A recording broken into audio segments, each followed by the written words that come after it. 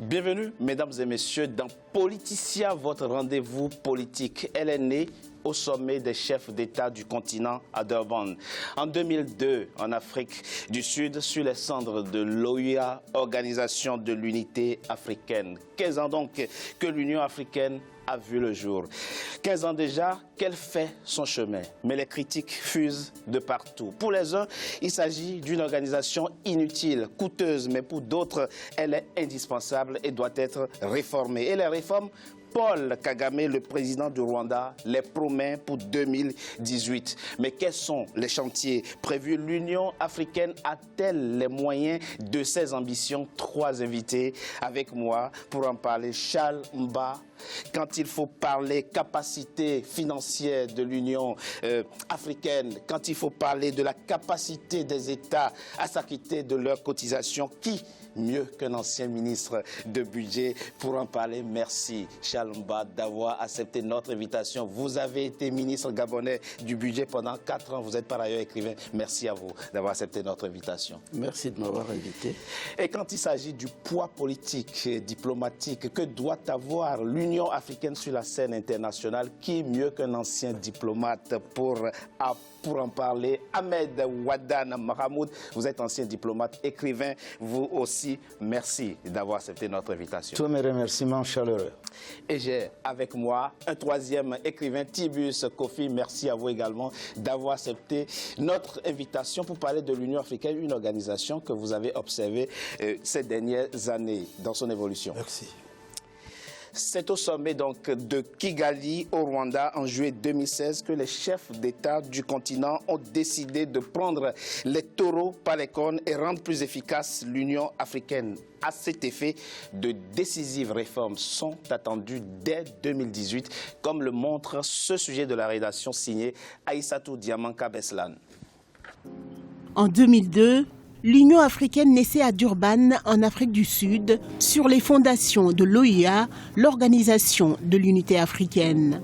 L'année suivante, c'est la mise en place de ces institutions, commissions, Parlement panafricain et Conseil de paix et de sécurité au sommet de Maputo au Mozambique en juillet 2003. La nouvelle architecture se charge de combler les manquements de son ancêtre, l'objectif initial de l'Union, aller vers une Afrique unie économiquement comme politiquement, mais également militairement forte et faciliter la libre circulation des biens et des personnes entre les États membres. L'autre objectif, parler d'une seule voix avec des visions politiques intercontinentales unifiées.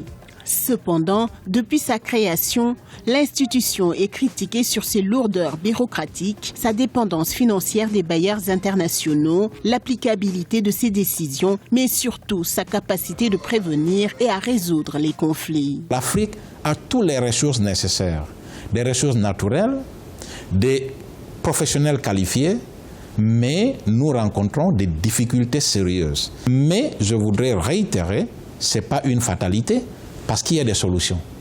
Et une des premières solutions que je trouve, c'est d'élire un président de la Commission de l'Union africaine qui puisse d'abord corriger la Commission.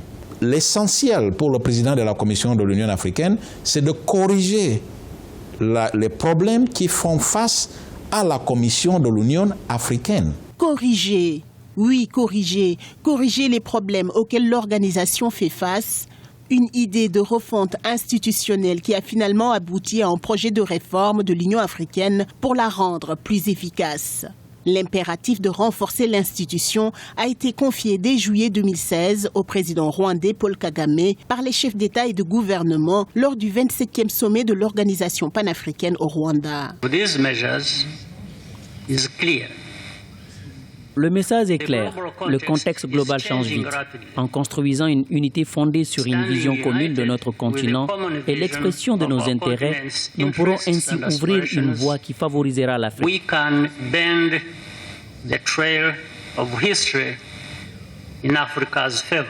Deux points essentiels constituent cette réforme. La première réforme va porter sur la migration de la présidence de l'Union africaine vers une gestion tripartite collégiale qui regroupe 3 chefs d'État au lieu d'un seul président en exercice. La Troïka comprendra aussi bien son prédécesseur que son successeur, qui est donc désigné une année avant son entrée en plein exercice.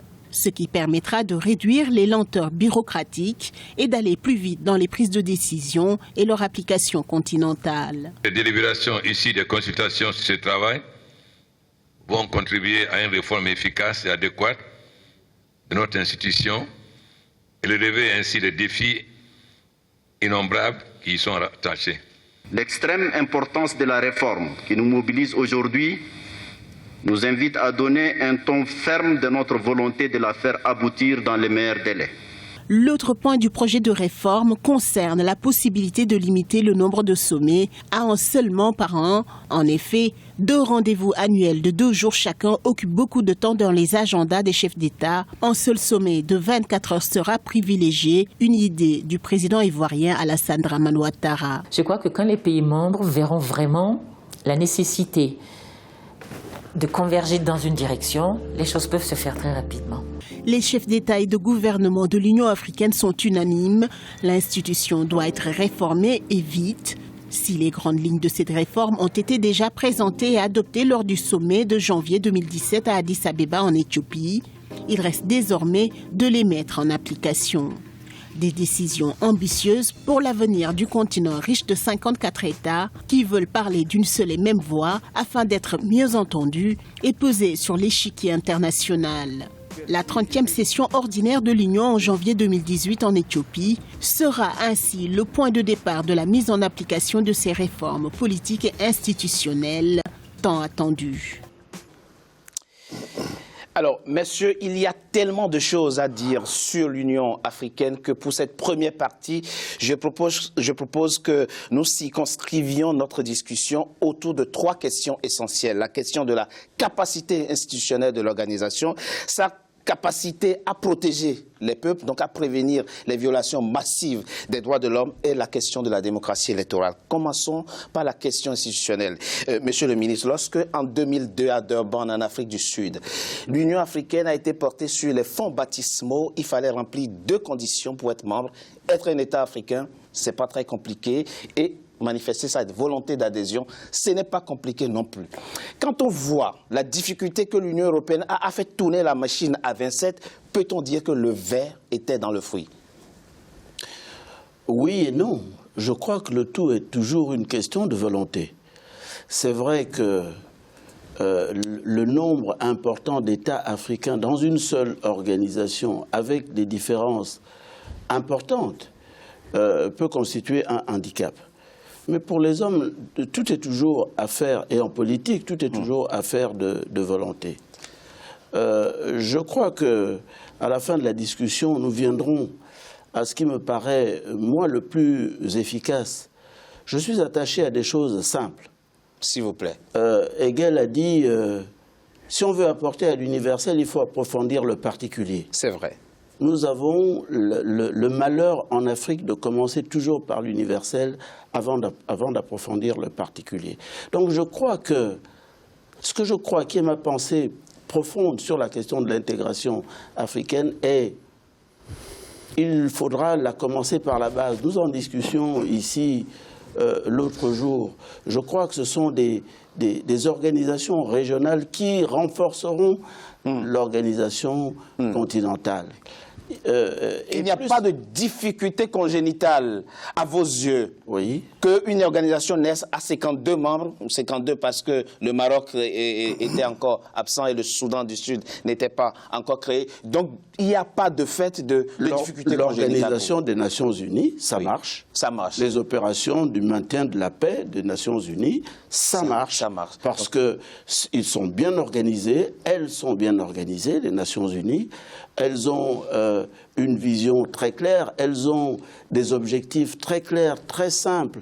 Elles ont des hommes, la question des hommes va venir tout à l'heure. Tout à fait. Moi, je suis très heureux que la question de la réorganisation ait été confiée à un homme comme M. Kagame, parce que très localement, il montre ce qu'il est capable de faire.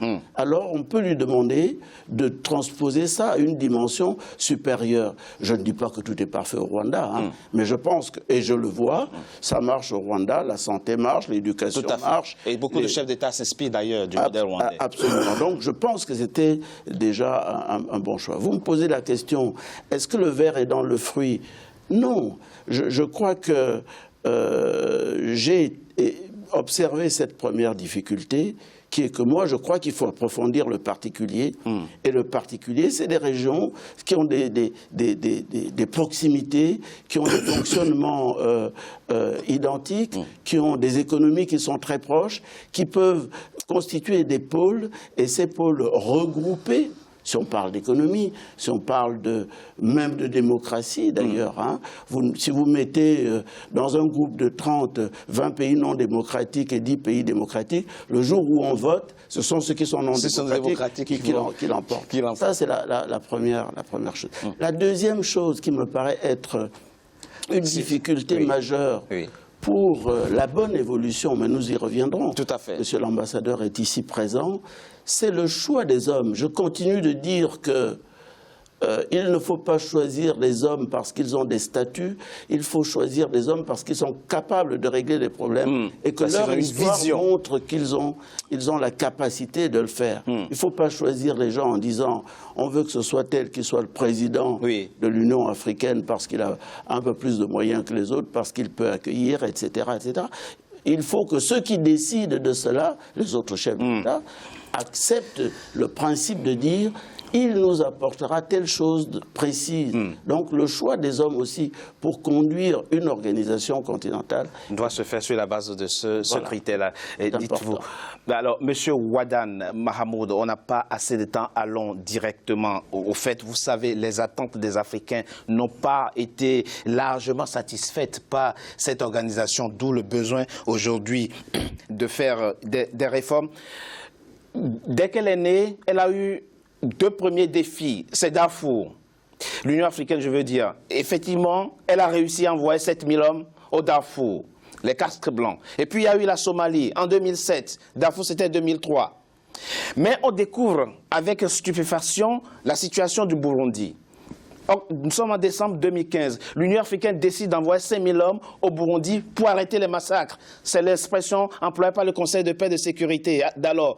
Le président Pierre Nkurunziza a dit si jamais les 5000 hommes franchissent les frontières de mon pays, je les combattrai jusqu'au dernier soldat. Et depuis, plus rien. C'est aussi simple que ça, Monsieur Mahamoud. Je pense que 3 chantiers de réforme sont possibles à une seule condition: que les décideurs africains dépassent ce que j'appelle le facteur mental de blocage. J'entends par facteur de blocage, quand on revient un peu en arrière, on a eu 2 grandes visions. S'il vous plaît. La première vision de Nkrumah, qui voulait la fédération des États africains.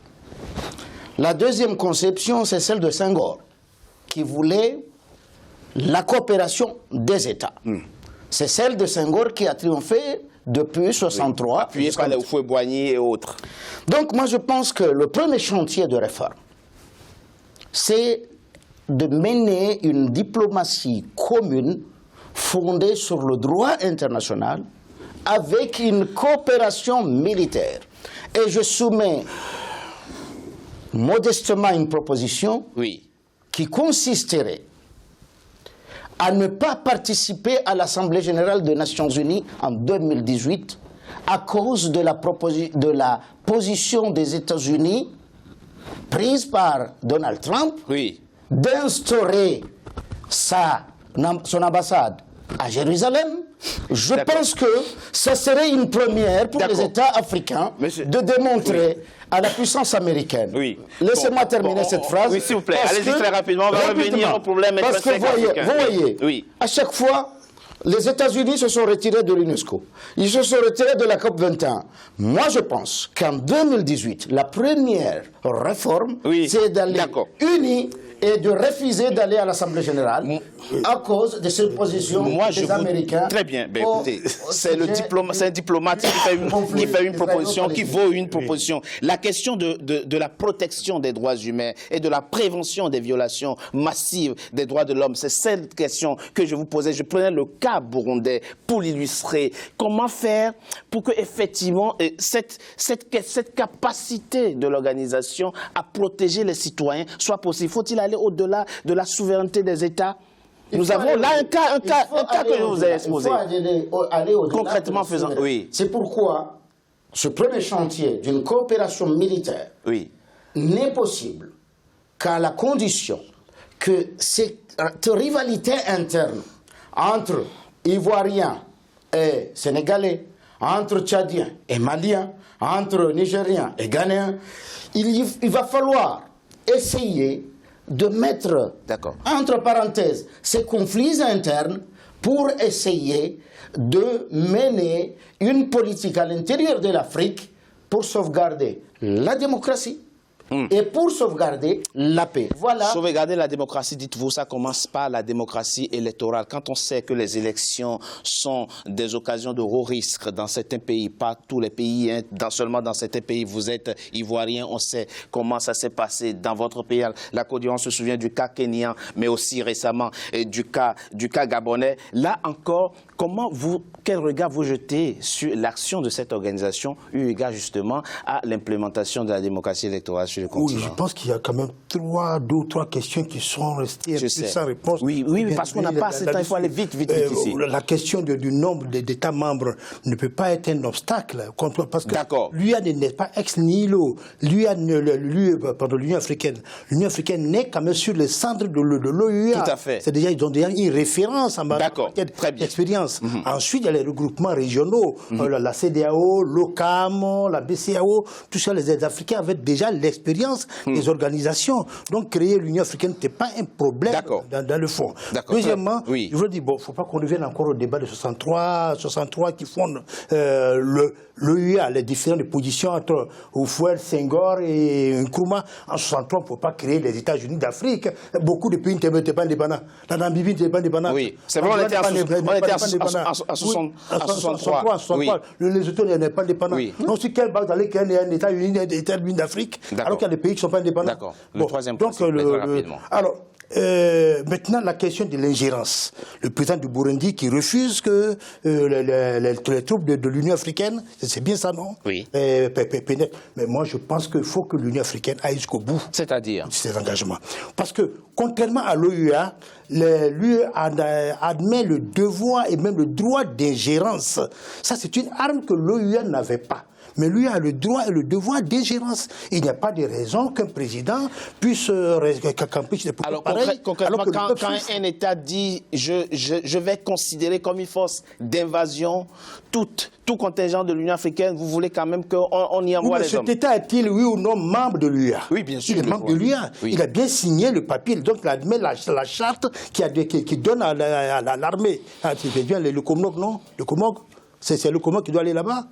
Non, c'était une force conjoncturelle qu'il fallait mettre sur pied, une force de 5000 hommes. Le Burundi a signé la charte de l'UE qui admet le droit et le devoir d'ingérence. Il faut appliquer les textes. C'est tout. D'accord. Mais écoutez, au-delà donc des failles institutionnelles, mais aussi de la capacité institutionnelle de l'organisation, parce que nous ne laisserons pas dire autour de cette table que l'Union africaine n'a rien fait. Et d'ailleurs, on ne ferait pas un tel tort à l'ancien ministre qui est avec nous et qui a participé aux affaires. Il y a effectivement des problèmes liés donc à la capacité à protéger les droits humains, comme nous le disons. Il y a des problèmes liés à la promotion de la démocratie, mais il y a aussi des problèmes liés à l'autonomie financière. Mais ça, on en parle dans la deuxième partie de notre émission après une courte pause. À tout de suite.